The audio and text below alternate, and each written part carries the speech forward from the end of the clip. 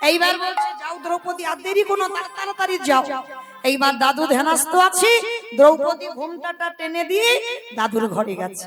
আর দাদু বুঝতে পারেনি, রাত 12টার সময় মাথায় হাত দিয়ে বর দিল, তোমার শীতের সিঁদুর, তোমার হাতের শাখা অক্ষয় থাকবে। আর যেই আশীর্বাদটা দেওয়া, অমাইরা শীতের সিঁদুর হাতের শাখা অক্ষয়, মানে যাতা ব্যাপার নয়, হ্যাঁ, সারা জীবন এ স্ত্রী হয়ে থাকবে। এইবার যেই না এই আশীর্বাদ পেয়েছে, দ্রৌপদী একেবারে আনন্দে লাভ দিয়ে, আমার এত ভালো আশীর্বাদ, আর নকল গলা থাকে, আর দ্রৌপদীর গলাটা বেরিয়ে গেছে, মানে আনন্দে নেচে উঠেছে, দ্রৌপদীর কণ্ঠ বেরিয়ে গেছে, ধরা পড়ে গেছে। এবার যেই না ভীষ্মের কাছে ধরা পড়ে গেছে, ভীষ্ম তো ধ্যানস্থ ছিল, চমকে উঠেছে, কি এটা তো দ্রৌপদীর গলা। নয়ন মেলে দেখে না দ্রৌপদী দাঁড়াইয়ে আছে। একই, সত্যি করে বলো, কে তোমারে এখানে পাঠিয়েছে? আর দেখবেন মা, চোর যখন ধরা পড়ে যায়, কারণ গোয়েন্দাগিরি না হলে চুরি ডাকাতি হয় না, এইটা মনে রাখবেন। কারা কতটুকু কাদের অভিজ্ঞতা আছে আমার জানা নাই, তবে আমার অভিজ্ঞতা খুব ভালো করে আছে। গোয়েন্দাগিরি না হলে চুরি ডাকাতি হবে না। আর যে গোয়েন্দাগিরি করবে বাবা, সে কোনোদিন চুরি করতে ঢুকবে না। সে তো বলে দেয় কোথায় টাকার বাক্স আছে আর কোথায় গয়নার বাক্স আছে। সে চুরি করে না, চুরি করায়। আর যে গোয়েন্দাগিরি করে সে বাইরে দাঁড়িয়ে দাঁড়িয়ে বলে দেয়। যদি বলো মৌমিতা তোমার এত অভিজ্ঞতা হলো কি করে? বাবা 2-4 বার ডাকাতি হয়ে গেছে, চুরি বাপের বাড়ি, মাঠের ধারে বাপের বাড়ি তো হয়েছে অনেক, কারণ ছোটবেলা থেকে মা কীর্তন করতো। তা কোথায় টাকার বাক্স আর কোথায় গয়নার বাক্স, মানে দিদির বিয়ে দেবে বলে গয়নাগাটি সব রেডি হয়ে গেছে। তার মানে সে যে চুরি করিয়েছে সে ভালো করে জানে যে সোনা গয়না তৈরি হয়ে গেছে, এইবার চুরিটা করতে হবে। হ্যাঁ, তো এইবার দেখেন চুরিটা কি করে হলো। 2টো ঘর ছিল অনেকদিন আগে, সেই 2টো ঘরে একটা ঘরে আমাদের সবার দিয়ে বন্ধ করে দিয়েছে, আর যে ঘরে টাকা গয়না আছে একই জায়গা ছিল। বারবার যে গোয়েন্দাগিরি করছে আমরা শুনতে পাচ্ছি কান, বারবার ওই কোঠের আড়াল থেকে বলছে ওই যে খাটের তলায় যে বাক্সটা, ওই বাক্সের কাছে যা। তার মানে গোয়েন্দাগিরি তো করেছে, তবে তো চুরি ডাকাতি হয়েছে। তা আমার ভগবান তো চোরের মাস্টার, চোরের সর্দার। তা বারবার দ্রৌপদীকে জিজ্ঞেস করছে ভীষ্ম, কে তোমাকে পাঠিয়েছে? আর এদিকে ভগবান আড়াল থেকে বলছে বলবে না, আমি যে পাঠিয়েছি বলবে না। আর বারবার চোর ধরা পড়ে গেছে, দরজার দিকে তাকাচ্ছে। ভীষ্ম বলছে ওই দিকে কি দেখছো? আমার দিকে চেয়ে বলো কে তোমারে পাঠিয়েছে। আর ওদিকে ভগবান তো বলছে বলবে না। আর দ্রৌপদী কোন দিকে যাবে বলতে পারছে না। কিন্তু ভীষ্ম কি বাবা সত্যি জানে না? যার ইচ্ছা মৃত্যু, আজীবন ব্রহ্মচর্য পালন করলো, তার ভজন কতটা সে জানে না? ও সে জানে না বাবা যে আজকে কিসের জন্য ভগবান বাইরে দাঁড়িয়ে আছে। বিবেক বলছে দংশন করছে। বিশ্বদেবে 1 পা 2 পা করে যেই না গিয়ে দাঁড়াইছে, দেখে না কৃষ্ণ ভীষ্ম করজোর করে বলছে কৃষ্ণ দরজা তো খোলা ছিল, তা দ্রৌপদীকে যেতে বললি, তা তুই বাইরে কেন, তুই ভিতরে ঢুকলি না? ভগবান মুচকি হেসে বলল ভীষ্মদেব আমি সবার দরজার ধারে দাঁড়াইয়ে আছি, যে জন ডাকার মতো ডাকিতে পারে, যে জন ভালোবাসার মতো বাসিতে পারে, আমি ভগবান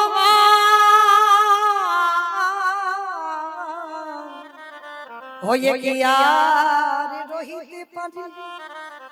এখানে দাঁড়িয়ে আছি কেন জানো? তোমার এখনো তো সঠিক ডাক হয়নি। ভগবান সবার দরজায় দাঁড়িয়ে আছে। ওমা কোন দরজা?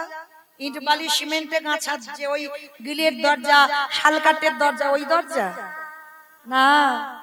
যত ঘরে বসে আছে, যত দুয়ারে দাঁড়িয়ে আছে, এই পরমাত্মা রূপী ভগবান হল ঘরে রে দাঁড়িয়ে দাঁড়িয়ে আরে যে জন ডাকার মতো ডাকতে পারবে আমারে ভগবান কি থাকতে পারে যে জন ডাকার মতো ভগবান কি থাকতে পারে। আসলে এইবার যেই না ভীষ্ম বলছে কৃষ্ণ আসবি না, ঠিক আছে আজকের এখানে দাঁড়িয়ে আছিস থাক, কিন্তু কথা দে কৃষ্ণ যেদিন আমার নিদানের সময় হবে চারিজনা বাঁশির দোলায় করে নিয়ে যাবে কৃষ্ণ রে, সেদিন এমনি করে দাঁড়ায়ে থাকবি যেদিনই আমার নিদান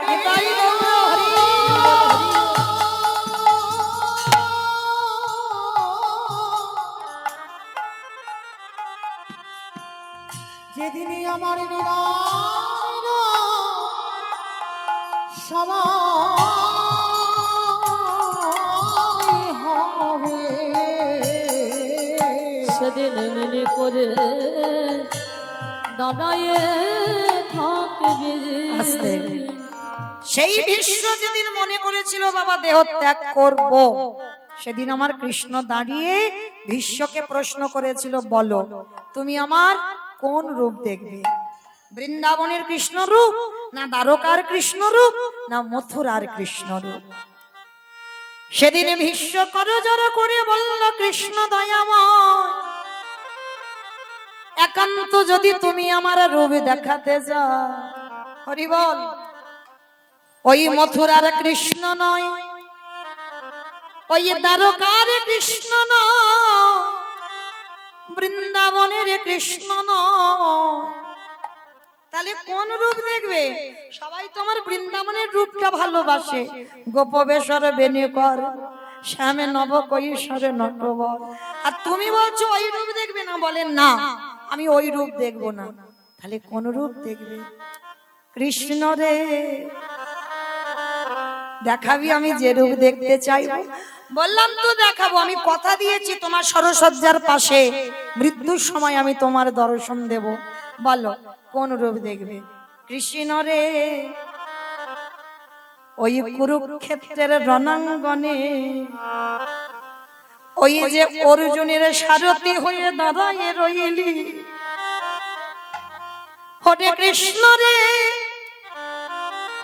ওই রূপ দেখে আমার কি মনে হলো জানিস, সত্য ত্রেতা দাপরিতে আমি যুগে যুগে দেখলাম ভক্ত ভগবানের চরণে নিচে বসে কাঁদে, আরে কুরুক্ষেত্রের রণাঙ্গনের সামনে থেকে দর্শন করলাম অর্জুন দাঁড়িয়েছে উপরে, তুই ঘোড়ার লাগাম ধরে নিচে অর্জুনের চরণ তলি আছিস, আমার দেখে কি অনুভব হলো জানিস, ওরে ভগবান ধরে ওরে ভক্তের পায়ে আমি ওই ও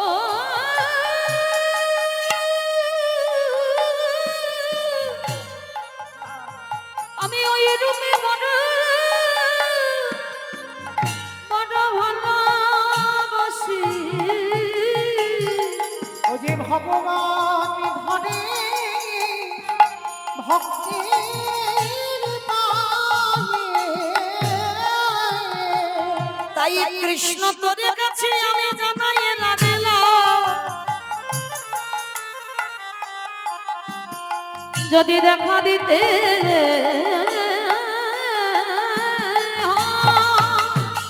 হরি বল হরি বল হরি বল, তবে আমার নিদানের দিন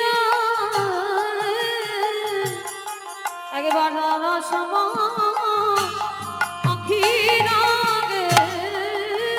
ওরে কৃষ্ণ রে ওই কুরুক্ষেত্রের ওই রূপ আমি কেন দেখব জানিস, আমার মনে হয় এই কলিযুগে যদি কোনো অর্জুনের মতো একজন ভক্ত তোকে ডাকার মতো ডাকিতে পারে, তুই তার দরজাতে দাঁড়াই থাকবি, যদি কেউ ডাকার মতো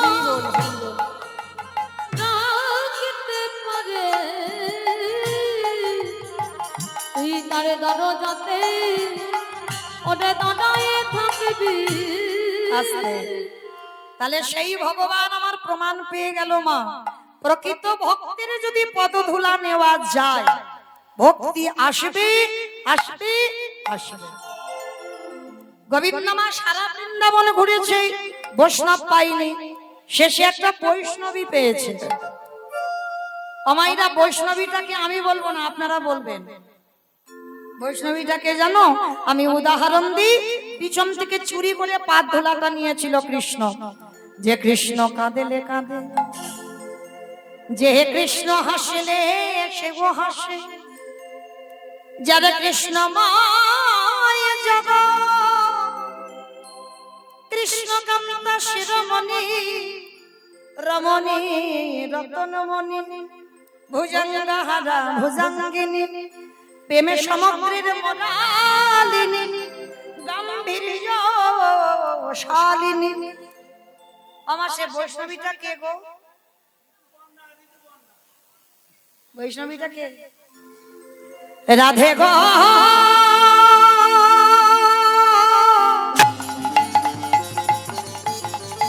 উলুধ্বনি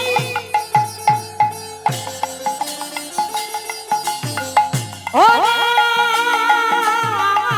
রাধে গো,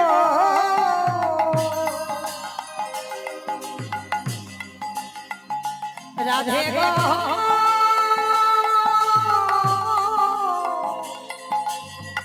ও রাধে গো, ও রাধে গো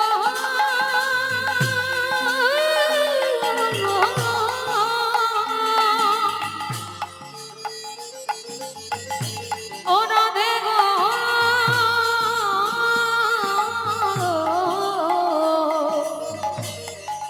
রাধে গো রাধে গো। আস্তে। গোবিন্দ আমার বুঝতে পারিনি, পিছন থেকে রাধা নিয়ে পাদ ধুলাটা নিয়েছে। আর যেই না নিল, আমার কি হয়েছে জানো? কালো ছিল ফর্সা হলো, কালো ছিল ফর্সা হলো, মূর্খ ছিল পণ্ডিত হলো, মূর্খ ছিল পণ্ডিত হলো, চোরে ছিল সাধু হলো, চোরে ছিল সাধু হলো, বাঁকা ছিল সোজা হলো। বাঁকা ছিল সোজা হলো। ভগবান মনে মনে ভাবছে হায় হায় হায় হায় হায়, একটা মেয়ের চরণ ধুলা নিয়ে আমার কত পরিবর্তন। এইবার যদি আমি হাজার বৈষ্ণবের পদধূলা পাই, না জানি আমার কত পরিবর্তন হবে। তাই ভগবান লোভে পড়ে শ্রীরাধা পুণ্যয় মহিমা কৃদিশ বানৈব সত্য জনাদ্ভূত মধুরিমা কৃদিশ বা মদীয় সৎকঞ্চস্য মদন ভাবত তত ভাবাদ্য সমজনী সচি গর্ভ সিন্ধু হরিন্দ গোবিন্দের গো। আরে শ্রীমতী রাধা রানীর রানী, হাজার বৈষ্ণব কোথায় পাবো? রাত 11টা বাজে, ভগবান কৃষ্ণ ডাকছে, সখী আর দেরি নয়, এক্ষুনি আমার সঙ্গে এক জায়গা যেতে হবে। ভগবান দ্রৌপদীর হাতটা ধরেছে, নিয়ে যাচ্ছে। তবে শোনো, আমি তোমাকে পাঠাচ্ছি, আমার নাম বলবে না, আর তুমি যে গলায় কথা বলবে, তুমি দ্রৌপদীর গলায় নয়, তুমি ভানুমতির গলায় কথা বলবে। চলো। বলে সখা যাবো কোথায়? বলে দাদু ভীষ্ম ধ্যানস্থ আছে, আশীর্বাদটা নিয়ে আসবে। ঠিক আছে চলো তাহলে যাই। এইবার ভগবান কি করেছে? হাত ধরে নিয়ে যাচ্ছে দ্রৌপদীকে টানতে টানতে। আর ওই দেখবেন বাবা, পাকা জায়গাতে যদি হেঁটে কেউ যায়, একটা আওয়াজ হয় না, খট খট খট আওয়াজ হচ্ছে। ভগবান বলছে সখী, তোমার জুতো জোড়া একটু দরজায় খুলে দাও, খুলে তুমি খালি পায়ে যাও। ঠিক আছে সখা, তুমি যখন বলছো আমি জুতো জোড়া খুলে দিচ্ছি। তবে শোনো, আমার জুতো দুটো এখানে রইলো, তুমি দেখে রেখো, আমার জুতো দুটো যেন কেউ নিয়ে চলে না যায়। কেমন? তুমি আমার জুতো দুটো মনে এখানে বসে থেকো। চমকে উঠলো ভগবান, এ কত বড় ভক্ত, এ কেমন প্রেম, এ কেমন ভালোবাসা, যে আজকের আমার কাছে জুতোর দায়িত্ব, এটা সম্ভব।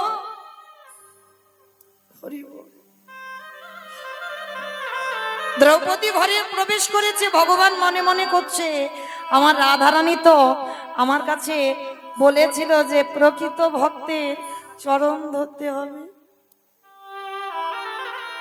যাই একবার দ্রৌপদীর পদধূলাটা নিয়ে দেখি যদি ভক্তি আসে, জানি না তো, একবার পরীক্ষা করে দেখা যায়। দ্রৌপদী ঘরের ভিতরে আছি, ভগবান আমার ওই দ্রৌপদীর জুতো জোড়া হাতে লয়ে মনে মনে করল রাধে গো,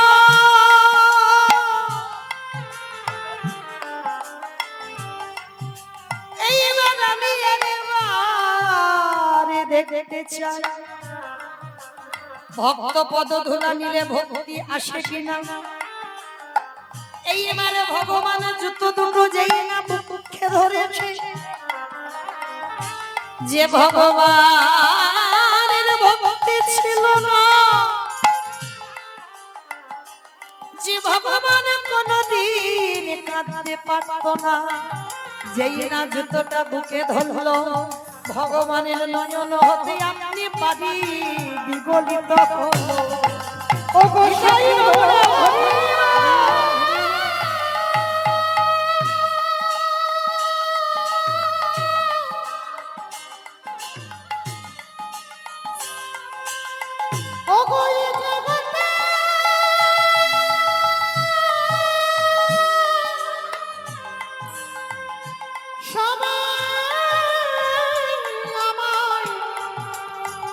আমায় ভালোবাসে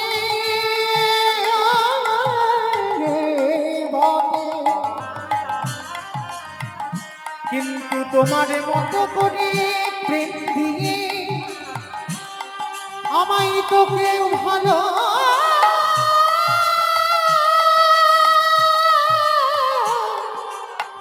ভালোবাসে।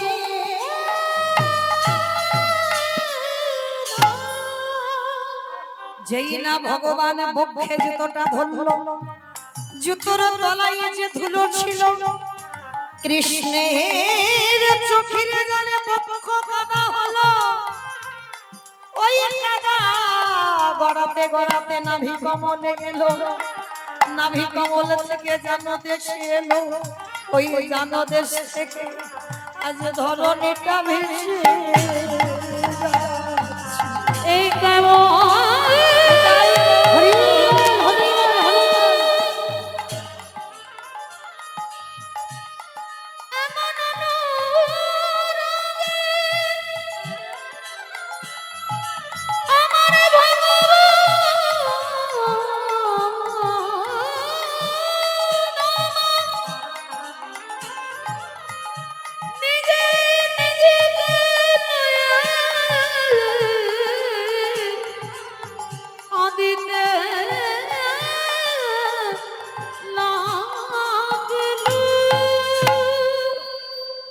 আমি ভক্ত বড়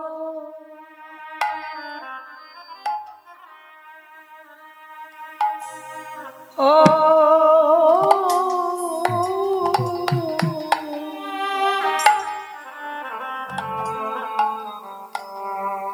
ভালো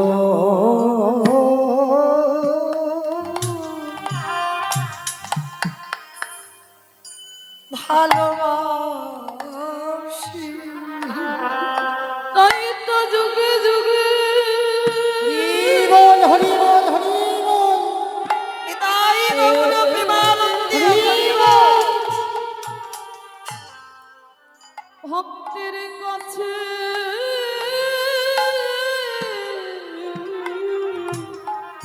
আসি। আমি যে ভক্ত বড়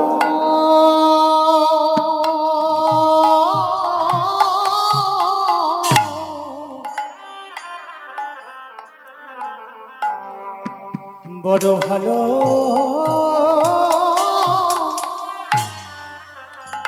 ভালোবাসি, আমি যে ভক্ত ছাড়া নিতাই গৌর কৃষ্ণ আমি যে ভক্ত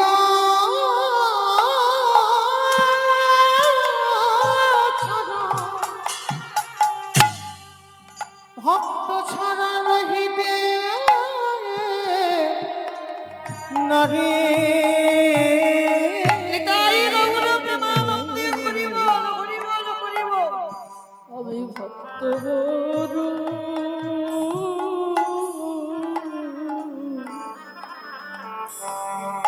ভালো যে জনে নয় নিতাই গৌর হরি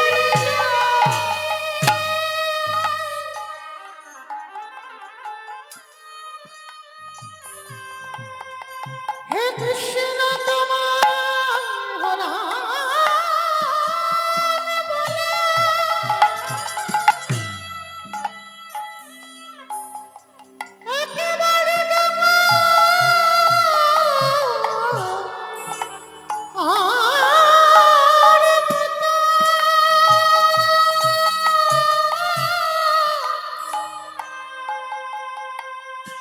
একেবারে টাকার মতো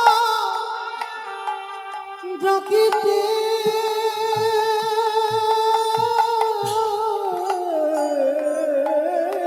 পারে।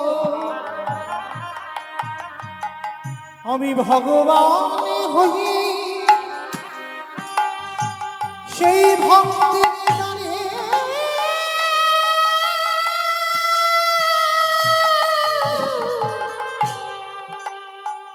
আমি যে বাধা পড়ে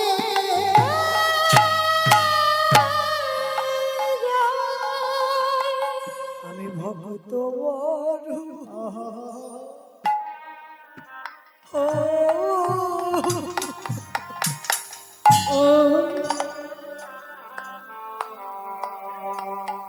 ভুলো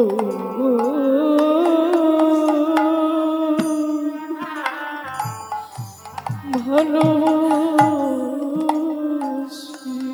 যে করে আমার আশ, তারে করে সবনা, তবু যদি না ছাড়ে আমার পা, তারে পরে হই আমি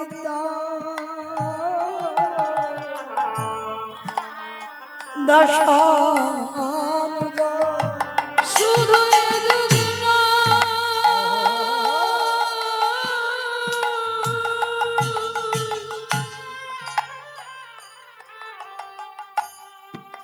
প্রতি যুগে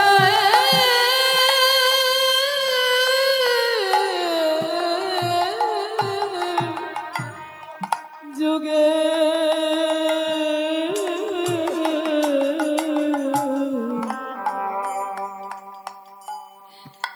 আমি ভক্ত বড়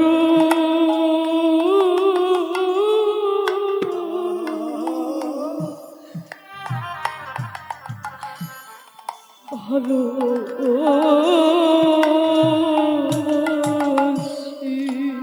শুধু ভক্ত নয়, ওই ভক্তের পদ ধুলা আমি ভগবান হয়ে অঙ্গে ধুলা মাখিয়া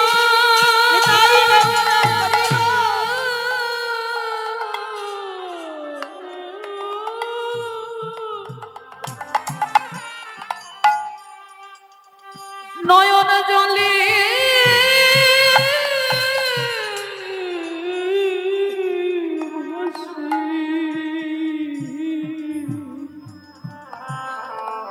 আমি ভক্ত দোলা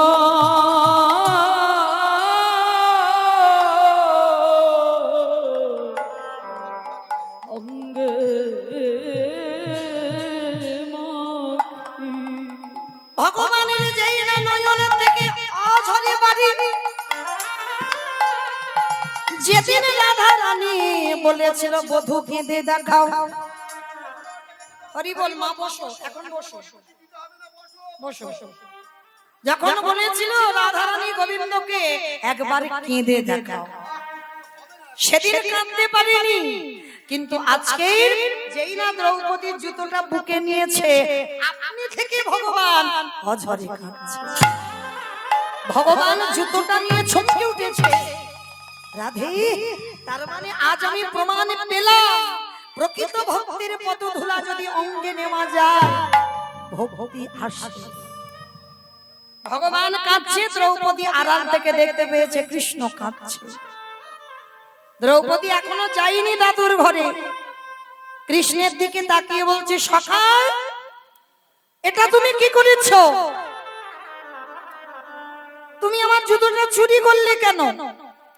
তুমি তো আমার কাছে জুতো চাওনি, তুমি চুরি করে জুতো ধরে লুকিয়ে লুকিয়ে ধরে কাঁদছো কেন? কি বাবা, ভগবানের কে বলছে আমার জুতোটা চাওনি, তুমি না বলে নিয়েছো মানে চুরি করেছো।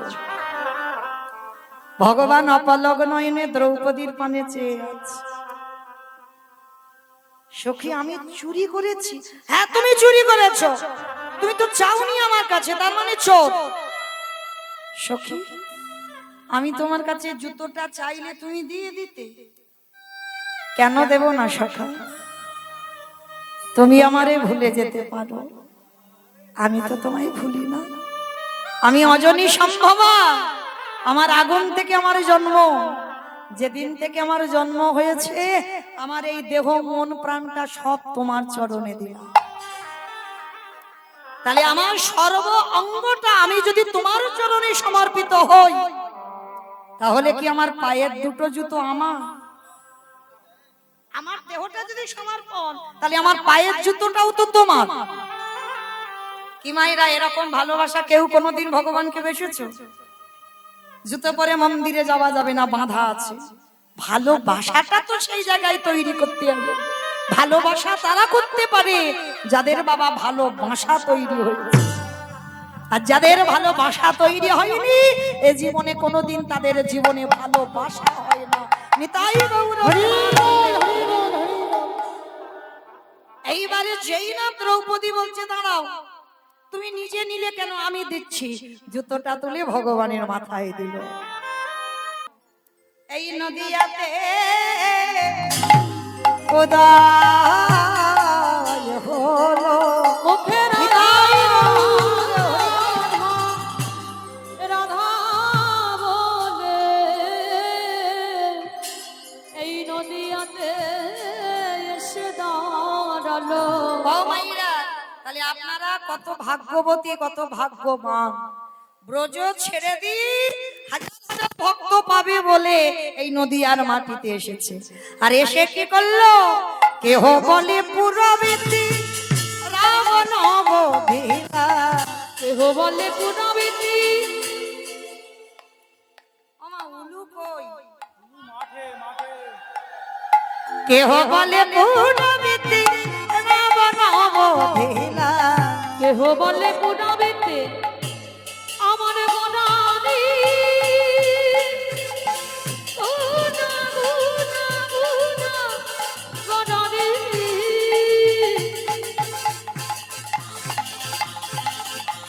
গোনা গোনা গোনা গোনারি, গুনা গোনারি। ওই নদিয়ার চাঁদ গোনা আমার আমার কানে গোরা। কেহ বলে পুনাবেতে রাম নবধিলা, অগোলকের বৈভব লীলা প্রকাশ করিলা, ওই গোলকের বৈভব লীলা প্রকাশ করিলা। ওই গোলকের বৈভব লীলা প্রকাশ করিলা। শ্রী রাধার ভাবে গোড়ায় অবতার, রাধারে ভাবে রে গোটা অবতার। শ্রীরাধারি ভাবে ওই রাধারে ভাবে গোটা অবতার। হরে কৃষ্ণ নামে গৌরে করিলা প্রচার, ওই হরে কৃষ্ণ নাম গো করিলা প্রচার। এবার হরে কৃষ্ণ এইবারে লীলা প্রকাশ হলো, এইবারে লীলা প্রকাশ হলো, এইবারে লীলা প্রকাশ হলো, এইবারে লীলা প্রকাশ হলো। গোলকের বৈভব লীলা প্রকাশ করিলা। এই গোলকের বৈভব লীলা প্রকাশ করিলা। ওই গোলকের বৈভব